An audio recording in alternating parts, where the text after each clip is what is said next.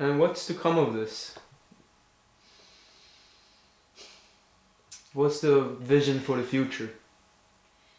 My vision for the future is that Wisconsin becomes the precedent-setting state that will enact the legal means by which these unconstitutional bills can be rolled back, and that the way in which in all these different states this took place was illegal.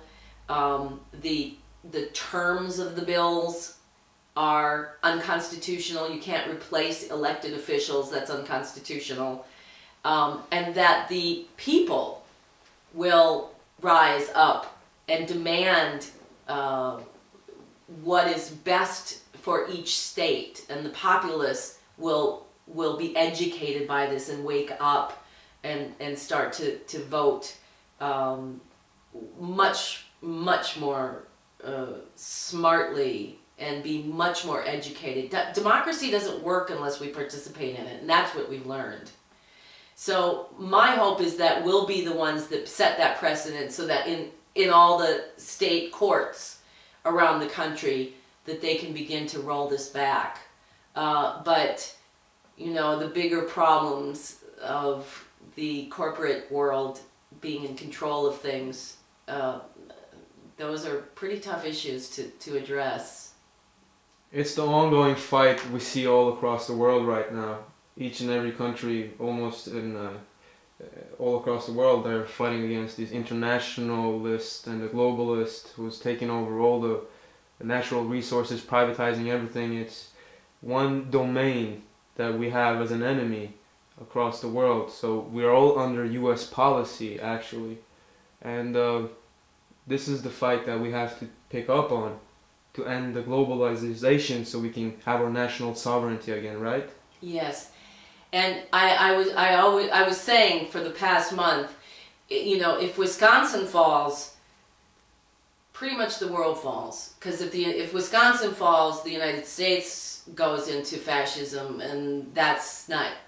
We're already basically fascist, as far as I can see. Anyway, our global, our relationship to the rest of the world has just been atrocious for the most part.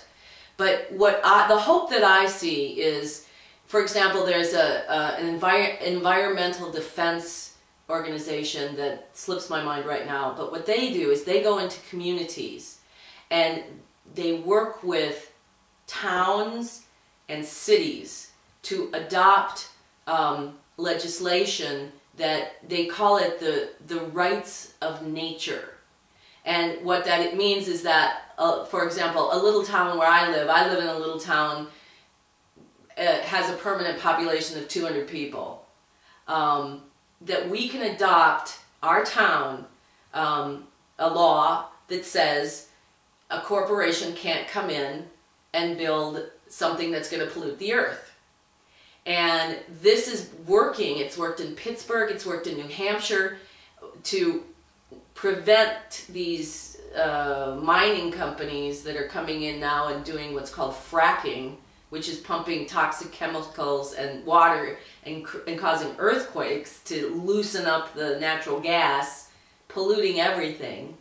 So this grassroots movement is stopping them from the ground up rather than government down.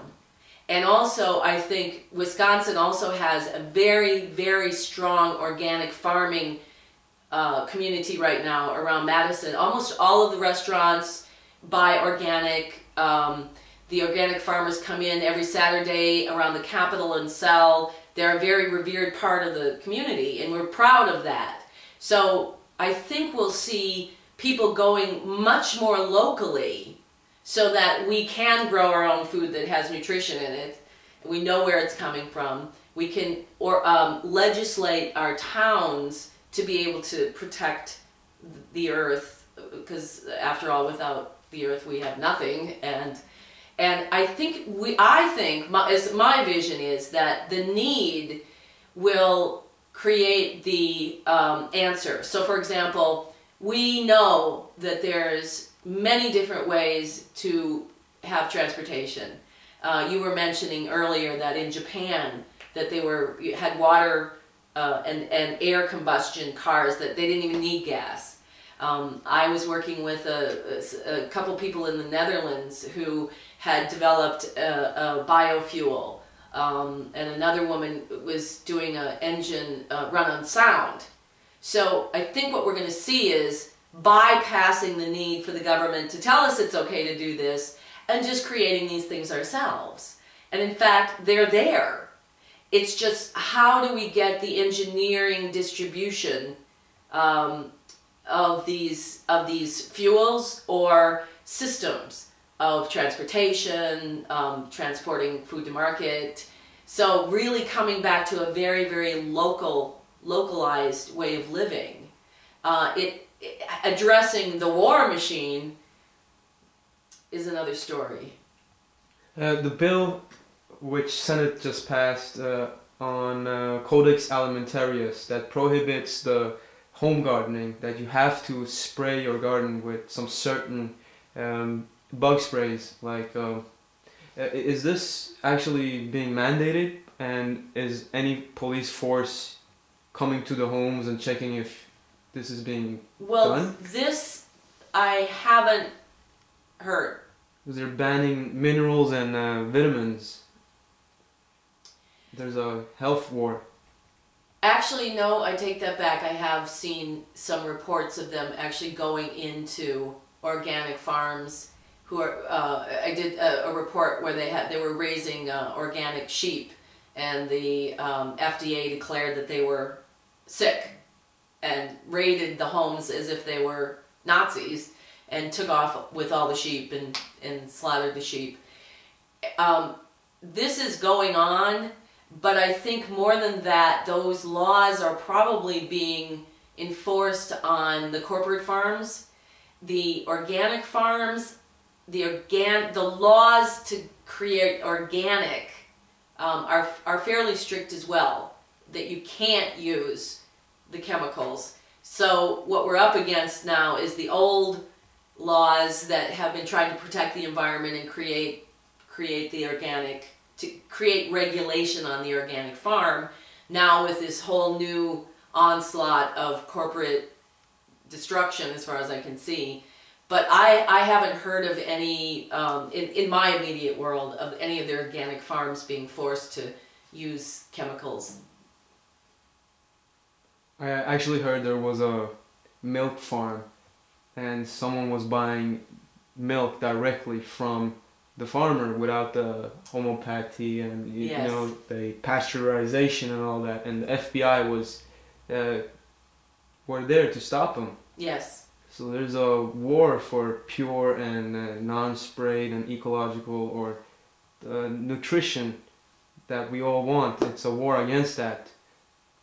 So I believe that we all have to go back to local community grown gardens where you have indoor gardening opportunities to have all those factories being shut down today all across America and all across the world because robotization, automatization is just taking over and there's no need for us humans. So we can use those buildings to grow indoor without any soil. You have hydroponics, you can grow the roots directly in the water, you have a much bigger yield and it grows much faster, and you can produce anything, any exotic fruit that's not produced outside in your own house. So we can combat the global hunger right now and stop the import from poor countries who need their own food right now.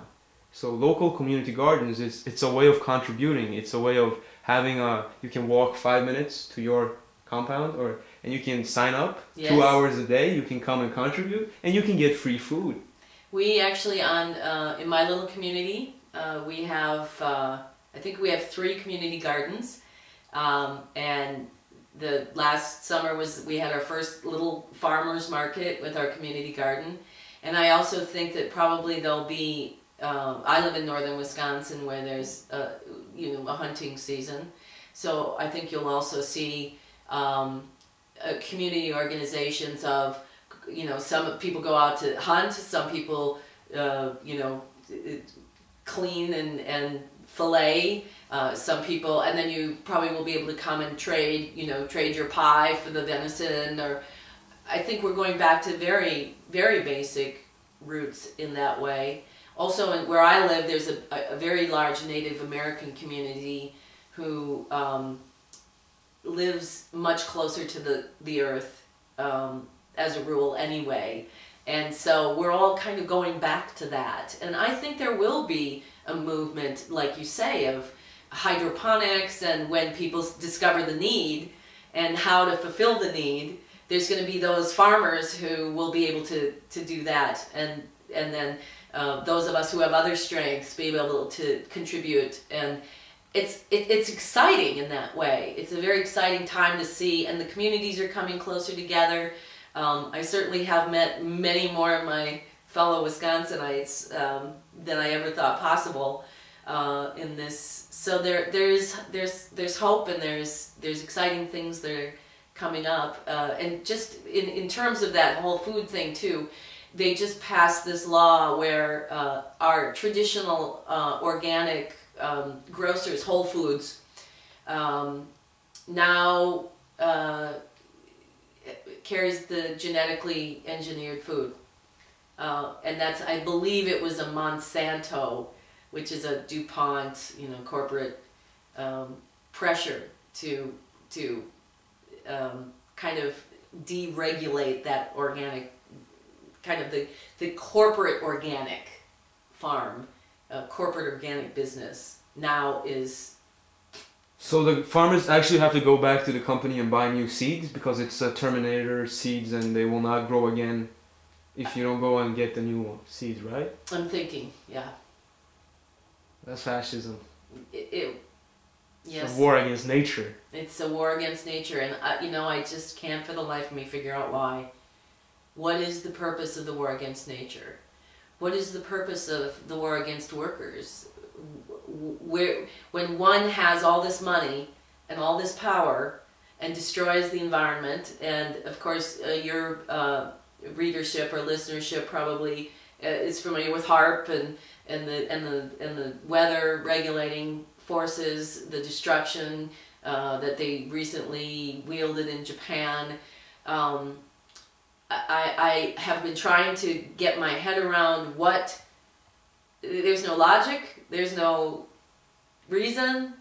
Even if you're in power, are you going to be living in a little box that's radioactive, you know, keeps you from the radioactivity that you've just destroyed the planet? I don't understand this. Henry Kissinger said that if you control the oil, you control the nations, and if you control the food, you have power over the people's mind. Yes. So if they give us bad nutrition, and we will probably die from deficiency. And there might actually be a plan by the global elite who have all the industrial power from 200 or 300 years ago to wipe out most part of the population because they don't see them fit, they don't see them productive, they don't contribute to the society anymore.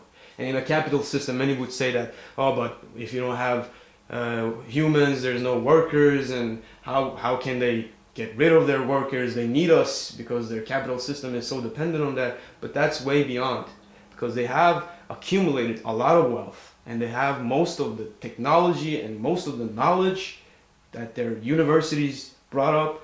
It's all in their hands. And now there's a problem of overpopulation in their minds, but we can actually be 500 million or 500 billion or more if we just have a sustainable way of living. But then what? That's my question to them, to those powerful elite. Then what?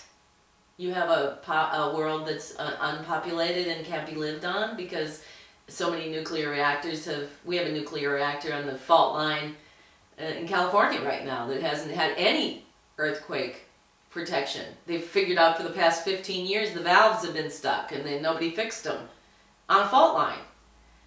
So then what? I